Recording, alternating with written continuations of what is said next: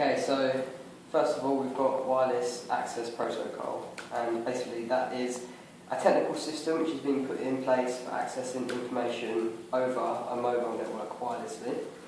The first company to launch a WAP, or wireless access protocol, was actually a Dutch phone service provider, and that was introduced in 1999. But before this, mobile service providers had limited ability to provide like interactive data features such as downloading music, looking at stock market prices, looking at football scores and stuff like that, stuff that you use your phone for in sort of everyday situations.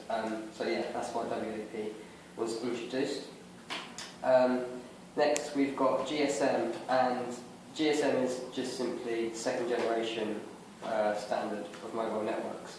So it's the one up from WAP when that developed more, turned into global system for mobile communications, and that's the second generation. There's actually three generations. You've got 2G, which is GSM, 3G and 4G. I remember I had a BlackBerry at some point in my life, and when I had low signal, it used to come up with GSM at the top of the screen, which means I had very limited internet coverage, if you like. But since then, obviously, the services have been developed more and more. So now you have Edge, which is actually almost 3G, but not as fast. 3G is the second fastest generation of internet data, and you obviously have 4G. But now you don't really ever get GSM pop up on your screen. You mainly have Edge, 3G, or 4G, or E if you have an iPhone. So similarly, we have third and fourth generation protocols, and third generation is obviously 3G, fourth generation is 4G. So for an internet service to qualify as 3G, it has to meet the minimum speed, which peaks at 0.2 megabytes per second. And if you know about internet speeds and whatnot, you know that's actually quite slow. So even if you're out and about and you have 3G on your phone, you may not be, you may not have the best speed of internet.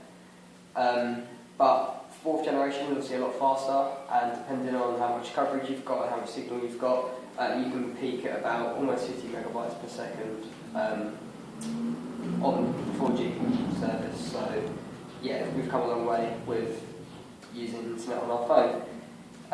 Bluetooth is a wireless technical, like a wireless system or feature that phones have.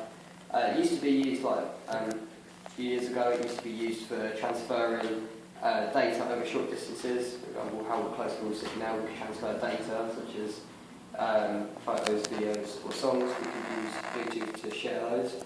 But now it's more commonly used for connecting your phone to hands-free systems in your car, or hands-free earpieces to speak to people through the phone, or wireless speakers as well. And finally, we have got VoIP, which stands for Voice over Internet Protocol.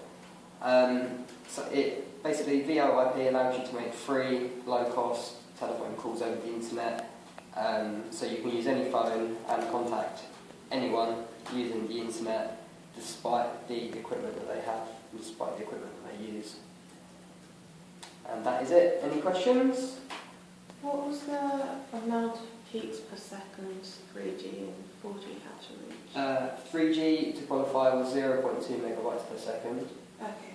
But 4G doesn't necessarily have a minimum, because 3G and 4G are closely related and they fluctuate between each other. But I think 3G doesn't have a maximum either, because some phones or some contracts don't allow you to have 4G. You obviously have to pay a little bit extra to allow your phone to connect to 4G. So.